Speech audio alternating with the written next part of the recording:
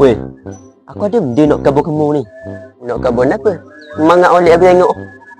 Malang, aku dengar cerita. Artis dari Indonesia nak mari Malaysia. Artis? Artis mana pula? Nama dia apa? Aku pun tak ingat nama dia apa. Tapi ya hok ni, hok buat silap mata tu. Hok mana lah? Cuma bagi clue kat aku. Ni, hok apa ni? Hok you wake up berfikir secara majikal. Oh, ya tu. Hok kepala botak oh. Oh, hok tu. Oh, kemah. Aku memang dari dulu nak jumpa dia. Tapi aku dah nak pergi dengan mu ni.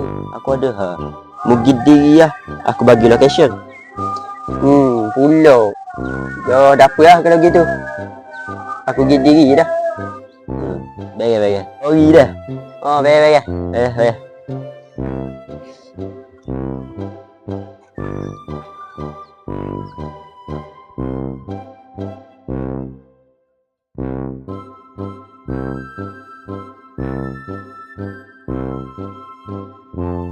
Kenapa kamu mari ke rumah aku? Oh, ingin tahu silap mata? Ya, tetapi aku punya syur esok. Siapa yang bagi tahu kamu aku duduk sini? Oh, saya punya kawan. Oh, faham. Okey. Sebabkan awak datang, saya bisa tunjukkan ini. Okay. Bagaimana ini nak angkat ni botol ni, buat macam ni, angkat botol ni, berfikir secara majika. Kalau kamu boleh membuat ini, kamu akan mendapat segala harta yang diberikan oleh Gunung Pasir Beringung, Zang Al-Ghazal namanya. Okey. Berfikir secara majika. Apa-apa cara pun boleh.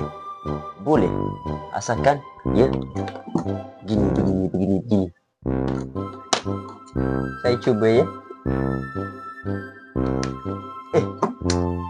Saya cuba begini. Ya. Berfikir secara majika.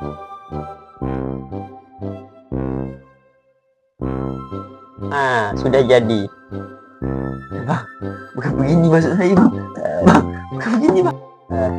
Saya ambil. Bukan macam ni. Bang, berfikir secara majika bang. Tak ada. Bang, bukan bang. Tak ada.